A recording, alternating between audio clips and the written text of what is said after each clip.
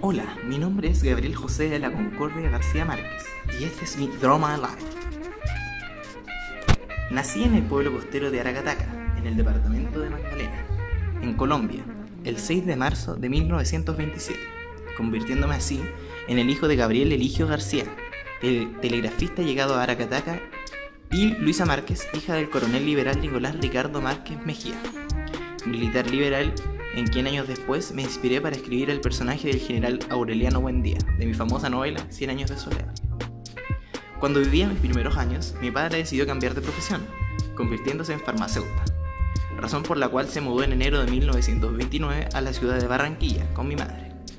Por mi parte, yo permanecí bajo el cuidado de mi abuelo Nicolás y mi abuela Tranquilina Iguarán Cortés, a quien yo llamaba Nina, y que llenó mi imaginación con historias de supersticiones, fantasmas e historias fantásticas, convirtiéndose en mi primera influencia literaria y en semilla de lo que me haría nacer al realismo mágico, pues combinaba la realidad con la fantasía de una forma tan natural y fehaciente que no cabía duda de lo que estaba contando.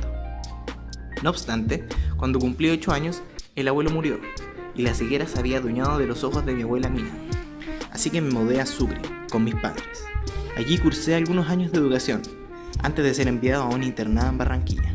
En esos años, descubrí mi amor por las letras y la comedia, aun cuando era identificado como un chico tímido.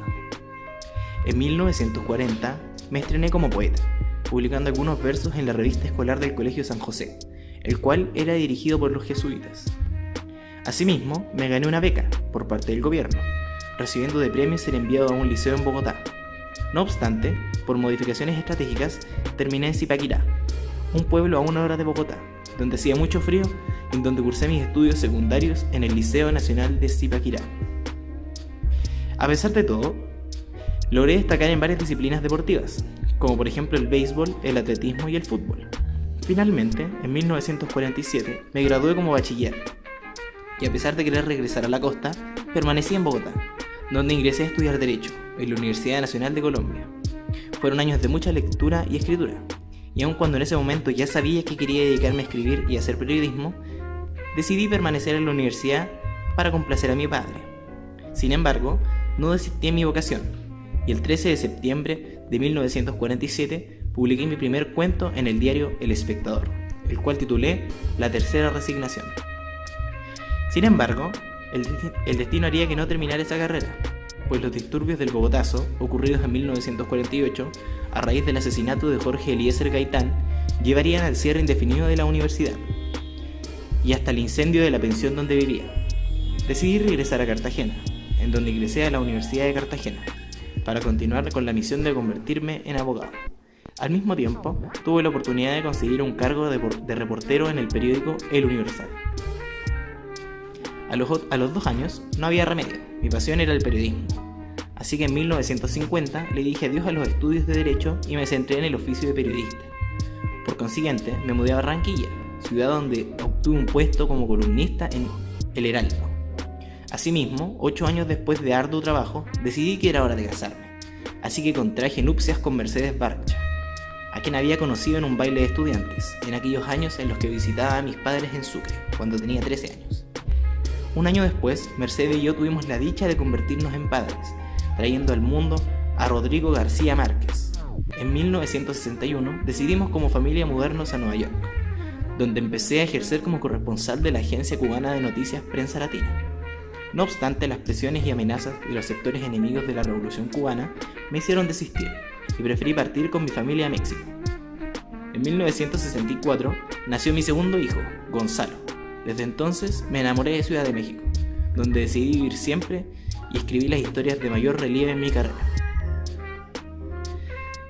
En este aspecto, la verdadera fama como escritor cayó sobre mí luego de la publicación de 100 años de soledad, la cual fue publicada por primera vez en 1967, convirtiéndose en un verdadero fenómeno de ventas, lo cual cambió mi vida para siempre.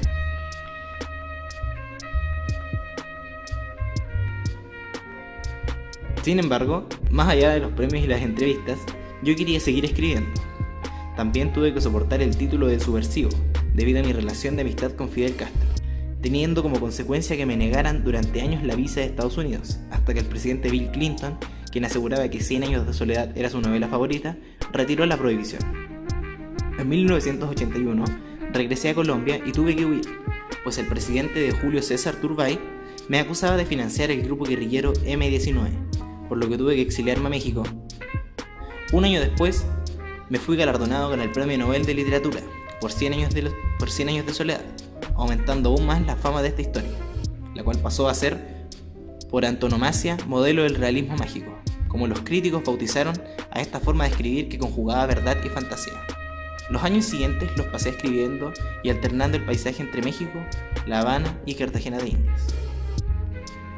Dentro de mi obra literaria más destacada se encuentran 100 años de soledad, Relatos de un náufrago, El amor en tiempos de cólera, entre otros.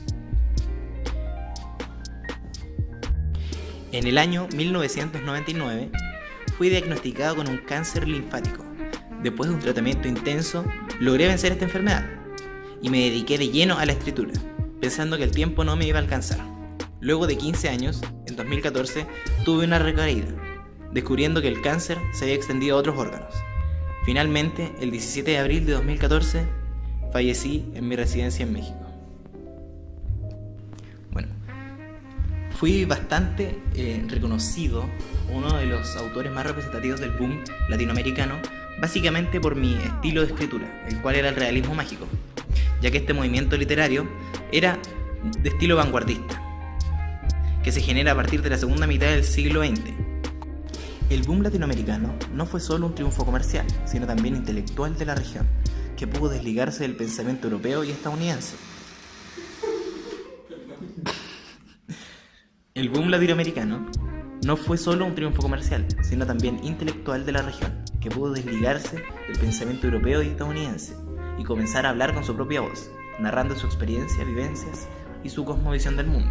El realismo mágico de García Márquez acercó a los individuos la posibilidad de cuestionar la sociedad, el poder, la política imperante en América Latina desde una visión fantástica. García Márquez hizo esto posible a través de sus textos, que lograron transformar no solo a la literatura latinoamericana, sino también a los lectores del mundo que comenzaron a ver nuestras tierras con diferentes ojos. Y además mencionar que como ganó el premio Nobel de Literatura, la importancia de García Márquez en el boom latinoamericano es que, como dicen varios intelectuales, su novela 100 años de soledad fue la que inició, por decirlo de algún modo, este movimiento literario, ya que esta obra fue una de las más famosas, si no la más famosa a nivel latinoamericano, que fue reconocida en Europa, en Estados Unidos, y que hizo ganar a García Márquez un premio Nobel. También la importancia de este fue que con el realismo mágico lograba hacer a la gente cuestionarse la sociedad, el poder y la política imperante que había en América Latina en esos momentos, desde una visión fantástica. García Márquez hizo esto posible a través de sus textos, que lograron transformar no solo la literatura latinoamericana, sino también a los lectores del mundo que comenzaron a ver nuestras tierras con diferentes ojos. Mencionar también que en este momento había mucho gobierno del tipo autoritario, dictatorial, y las obras de García Márquez eran contadas por los ojos de la mayoría de personas comunes y corrientes, por ejemplo, de sus abuelos, de su padre. Son historias de gente para la gente.